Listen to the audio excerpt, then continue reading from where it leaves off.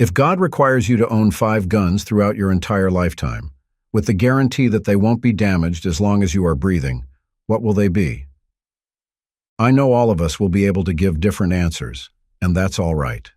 That's our preferences kicking in. However, in terms of utility and practicality, there are some noteworthy guns you should prioritize, especially if we are talking about defensive applications. What's up, everyone? This is your boy Ted from Line45. In this episode, I am going to list down the top 5 guns you should really own in this lifetime due to their tested and tried quality for home and personal defense. Before we get underway, please remember to hit the like and subscribe buttons. I know it is a chore, but these simple clicks help my channel immensely. Now, let's return to the video. Mossberg 500. The Mossberg 500 is definitely one of those guns that you can't miss out on. This firearm has been around for many years already, and generations of shooters have grown using this particular shotgun. In fact, I read that some people have owned a Mossberg 500 for more than 5 decades, and the thing still works fine. So yeah, the Mossberg 500 is your ideal choice for a workhorse shotgun, and you can drive it on the field or in the range without having to spend big. Unlike other shotguns today that will require you to spend more than $1,000, you can get the Mossberg 500 for a price less than half of that. This pump-action shotgun isn't exactly a cheap gun, don't get me wrong with that. All I am trying to point out here is that its performance and quality easily eclipse its price. At the same time, the Mossberg 500 is available in different variations. You have virtually a number of choices that could fit your preferences, regardless if you are just an ordinary civilian or someone who wants to use the gun for practical applications like hunting or personal defense. There are even military versions of this shotgun. Despite the varying designs, what the Mossberg 500 guarantees is its reliability.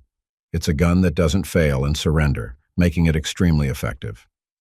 I can't say that all Mossberg 500 have the same pull weight, but regardless, the trigger is smooth.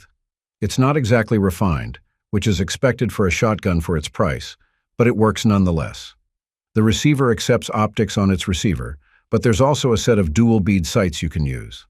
Its furniture isn't classy, but hey, it's not meant to impress the eyes anyway. Sig Sauer P320. The P320 itself requires no introduction, as it's one of the most important guns in U.S. military history. It's the one that replaced the aging Beretta M9 and set the standard for how full-size pistols should work. One unique aspect of the P320 is its modularity. Basically, one P320 can be converted into subcompact, compact, or full-size, depending on your needs and preferences. You can get 3 differently sized grips for the P320, which is pretty cool to be honest. The controls of a P320 are similar to the Glock. They are very simple and logically placed so that your operators can access them with ease. It is chambered in the 9mm, and instead of using the conventional hammer-fired mechanism, the P320 is purely striker-fired. But the striker mechanism in the P320 is a lot more satisfying than those used in other striker-fired guns. A full-size Sig P320 pistol has a length of 8 inches, a height of 5.5 inches, and a width of 1.3 inches. When empty, it only weighs 29.4 ounces due to its polymer construction. Meanwhile, its barrel is about 4.7 inches long, and its steel mags can load 17 rounds of 9mm. Notably, the sights of the P320 are dovetailed into the top of the slide. As I mentioned, the P320 is straightforward to use operationally. It lacks manual safety and a decocking lever, which is a given since it doesn't have a hammer. Each pull of the trigger is consistent. Needless to say, the P320 has solid reliability and accuracy. It won't be used by the military and law enforcement if it doesn't possess these qualities. And to be fair, it has been that way ever since its inception. So yeah, this is a must-have gun for everyone. Marlin 1894. If we are talking about home defense, rifles chambered in the likes of the 45-70 aren't that ideal at all. I mean, you are free to use them when push comes to shove, but if you still have time to think about it, you should go for rifles that use pistol cartridges. Now, there exist a lot of these guns, but the Marlin 1894 is probably the most robust choice here. But hey, why would you use a lever-action rifle for home defense? Of course, that's a fair argument, and that's a rhetoric that could apply to any lever-action rifle, not just the Marlin 1894. However, there's sound logic here. For one, these types of rifles can be manually cycled fast. If you put the time and effort into training with the rifle, the gun really blitzes. Furthermore, those who have accustomed themselves to these rifles know how intuitive they are.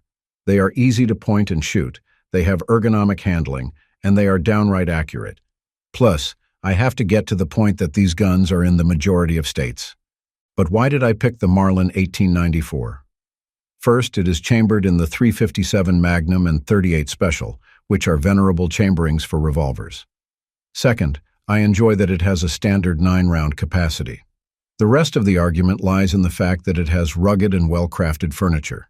It is equipped with an American black walnut stock, while the rest of its key components, such as its 18-inch barrel, are made from alloy steel with satin-blued finish.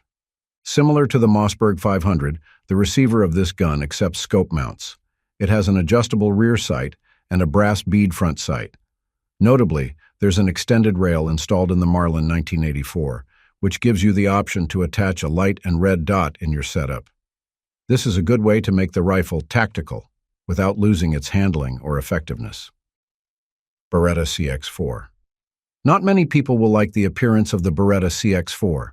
In fact, a number of shooters would opt for the Ruger PC carbine rather than the Beretta CX4. But hey, that's their choice. The Ruger PC carbine isn't actually a bad PCC. In fact, it's hailed as one of the most reliable PCCs in the market today. But that's outside the point.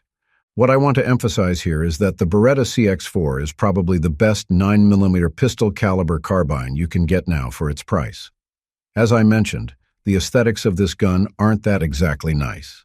However, what if I tell you that when it comes to functionality, the gun is almost a 10 out of 10? This PCC is also lightweight for its size, given that most of its parts are made from polymer. Needless to say, its barrel, bolt, and Picatinny rails are made from rugged metal. The way Beretta constructed this PCC seems that it was meant to withstand abuse. You can actually drop test the gun and see no problems. It's not impervious to scratches and scrapes, but I don't think they will affect the overall performance of this gun. You'll also love the Beretta CX4 because it's ambidextrous. You can swap the placement of its charging handle and reciprocating bolt from left to right or vice versa, with relative ease. I also have to emphasize that there are different models for the CX4. Others accept the magazines of the Beretta 92FS, while some can load those mags from the PX4. At some point, you'll realize how versatile this platform is, especially in terms of acquiring mags. I have no problems with its accuracy and reliability. The iron sights work fine, and they are surprisingly rugged. Sights used on its counterparts tend to be flimsy, but not these ones. It has a bit of recoil on it, but it's not something that you can't tame. That's just a 9mm after all. Glock 19 Gen 5. This is an obvious choice for a number of reasons. Of course, the Glock 17 is also an excellent pick here, but the Glock 19 works for most of us, especially if we are talking about everyday carry or personal defense weapons. It's a gun for everyone, as they say.